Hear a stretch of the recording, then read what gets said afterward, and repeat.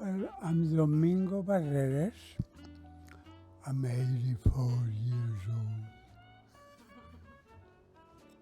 Okay, my name is Lenore Tenenblatt, and we're here in my studio at 249 A Street. I've been down here since the beginning of things. I'm Larry Maglot. I was a founding member of the Fort Point Arts community in Boston, and years I remember that were the beginning is 1978 to 1983. And it starts really with the JP fire. Well, my story is that I had a studio in Jamaica Plain that burned. I was visiting New York at the moment. When I got back with friends, the building was on fire. So I had to stay with friends. The next day I went over there, the building was gone. So I lost everything. People lost, artists lost everything, all their work, all their tools, a lifetime of work. It set all these artists out on the street looking for the next place, and the next place really was Fort Point. People were known to each other, so artists knew each other. So if somebody showed up from Jamaica Plain or any other place, they usually knew somebody, or many people already knew them as working artists. And that was the important thing, is to have somebody who was really going to use the space for making art. There's a freedom and a joy in being able to, if you want, nail something to the floor. And so it's not like a house in the suburbs. It's not like, it's sort of like living in a garage.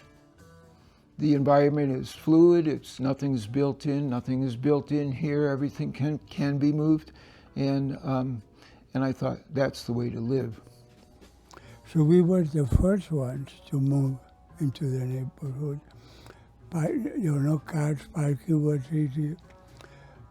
But then other artists moved in, and the more people that came, restaurants open, the Children's Museum, Seaport, and every time that the contract was over, the rent was higher and higher. Finally, it got so high, this building came up for sale. I think we all noticed that this was not forever, and that the only way to get something to let us survive was to buy buildings. So we started on that path. And so 30 or 35 of us got together and wanted to buy it, so we didn't know how to do it. Somebody advised us that if we became a co-op, a bank would be easier to find a bank, and that would happen. I started talking about forming an organization, and we got a grant from MURAG, Massachusetts Urban Revitalization something authority, and we got $2,000 grant, and it gave us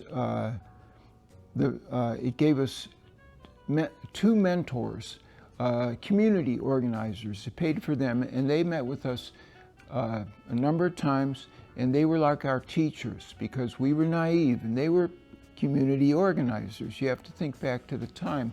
This is, the Freedom Riders in the South, and a lot of activism, anti-Vietnam War, community activism. So they were urban planners. They were two young people. We loved them, and the first thing they said is, you have to strategize your own replacement because you're going to get burnt out. So, everything they said, we did. And we hired a director through their help. We incorporated. We had a lot of angels come along, people that heard about us and heard about what we wanted to do. And since we had a director that was gave us some legitimacy, and we attracted a lot of people who had a lot of skills in doing this. So this wasn't just artists who figured it out, but I remember the people at the early meetings were just open meetings where anyone who was interested in the concept of converting these buildings to permanent artist spaces could come, say their ideas. I know we had several people were real estate developers. One of them had just retired from doing large malls, for example. That was helpful. We had people who were lawyers, people who had political connections, and they were all just interested in adding, number one, what they knew, how do you do this, and number two, vouching for us as being stable people who, if we committed to getting some amount of money together, we could. We developed this building we had one small city grant at one time that actually didn't last very long. We developed it on our own money. You know, unlike probably currently, you could get some help from somebody to do this, but this was a new idea, and so I guess we all did it. There were a lot of people involved. The one thing, I don't think I worried about anything, but I'll choose one thing, is that before we bought the building, we got together, we had meetings to discuss this and that, and then we would go out for lunch and hang around. Very nice. I was afraid when we moved in here, we wouldn't get any work done. We would always be hanging around. That didn't happen. Everybody got to work.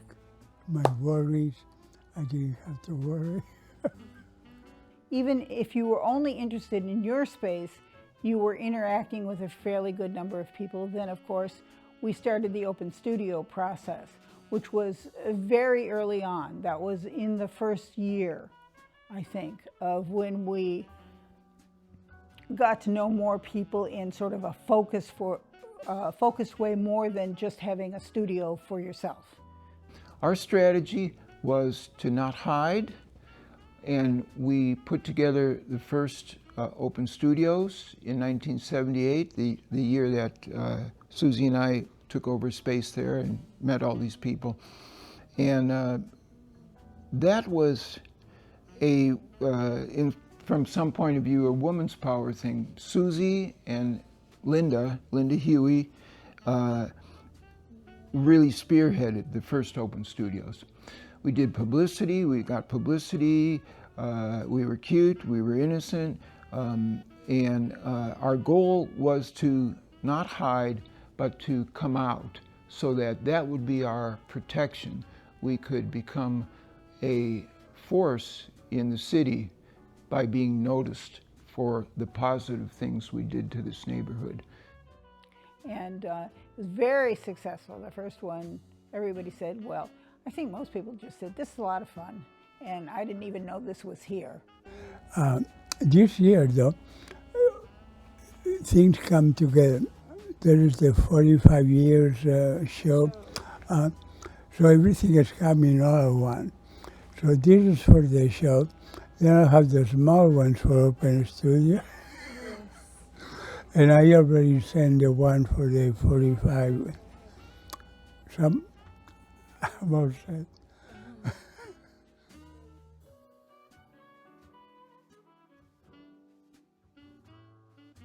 My name is Jessica Burko, and I am a visual artist, independent curator, and I have a business where I work with artists, teaching them how to do arts marketing for themselves, and I do private consultations on arts marketing.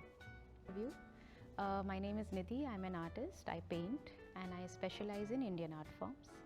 So specifically from different parts of India, be it east and southern. So I do Madhubani, Kalamkari, Varli art, Gond, and recently I learned Shilp Shastra. My name is John Dykes, and I have been a freelance illustrator for a long time, and more recently doing more gallery work and fine art work.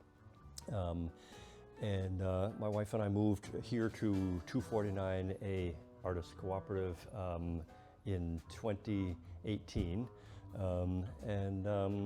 we we love it here. I love my studio. The extra space here it gives me the option and the availability to work larger, which is where I've been going since I've been here.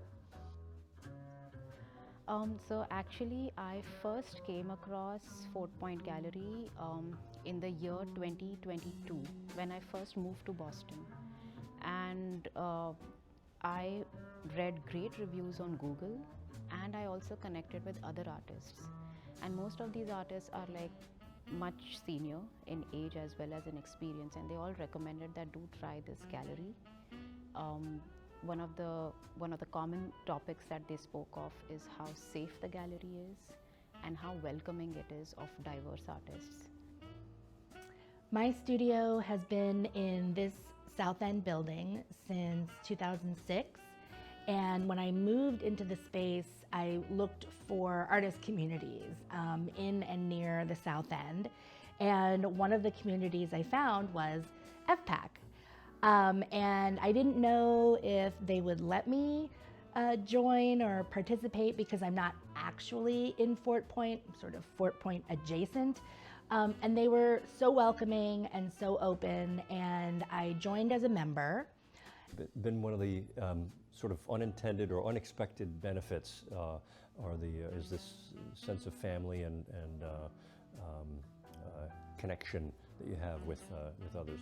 So not only on a human level, but on an artistic level too. So there's other artists, other visual people, or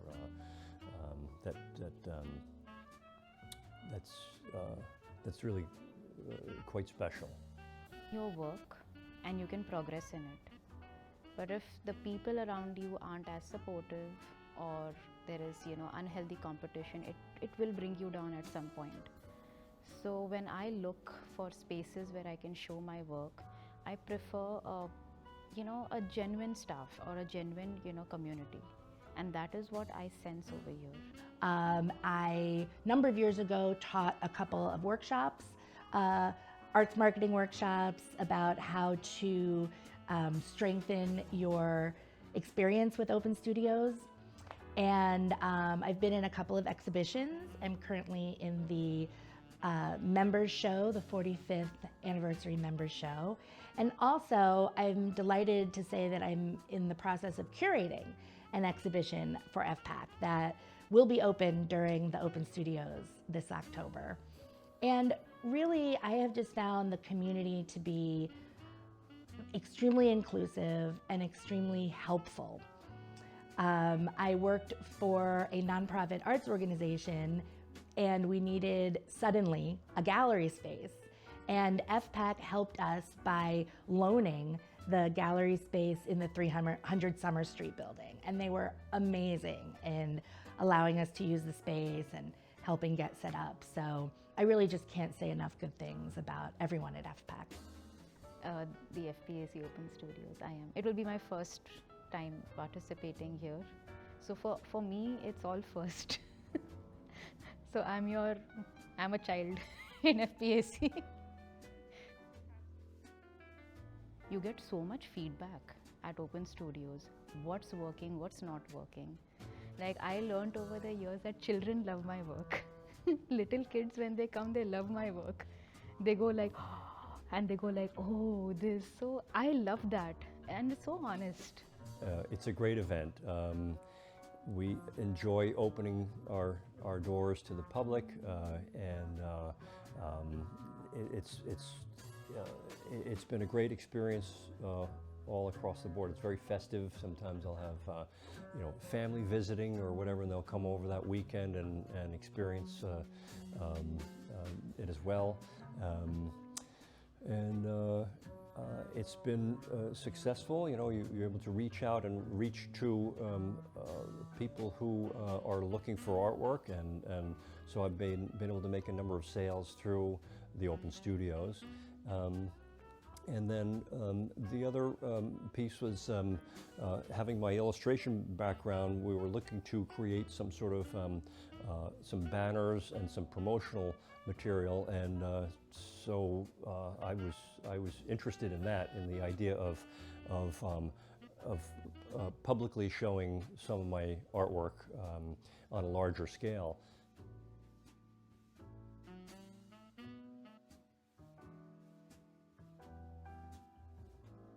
So I'll have these bins of originals out at Open Studios, and there's some people that really enjoy going through these illustrations, and you know, sometimes they'll pick up something that speaks to them, whether it's a place that they used to live, or a subject matter, or whatever. And it's nice because they can go home with an original, and I can start to you know, lighten the load here with the illustrations that I really can't keep forever, and so I do offer them at you know, an affordable rate, cut rate, and so that's been one of the fun aspects of my experience here, is that so I've got a lot of different things that people can go through. Like in this current Open Studios, I think FBAC has a very strong name in the market. It is a big brand. It is not a small thing, because when I came to Boston from San Francisco, I didn't know much about the art galleries. I just searched art galleries where I could apply, like someone like me who's not a big artist at all. And FBAC popped up. And just imagine, it's such a beautiful blend that it gives opportunities to those who are not established as such. It's very rare. So FBAC is a very big brand in my opinion, and I've heard it from other artists who are, you know, pass outs from RISDs and, you know, these big institutes, and they said that FBAC is a great place to be in. So it's already a very established brand, and I'm very grateful that I can even, like, you know, relate or even say that, yeah, I'm showing here. Generally, artists are working alone in a room by ourselves. So being able to find other groups of artists to talk with, to bounce ideas off of, to share work with, to get input, to give input, it really changes everything. So being able to have that with an arts organization like FPAC, it changes being so isolated, and it makes being an artist more of an active interchange.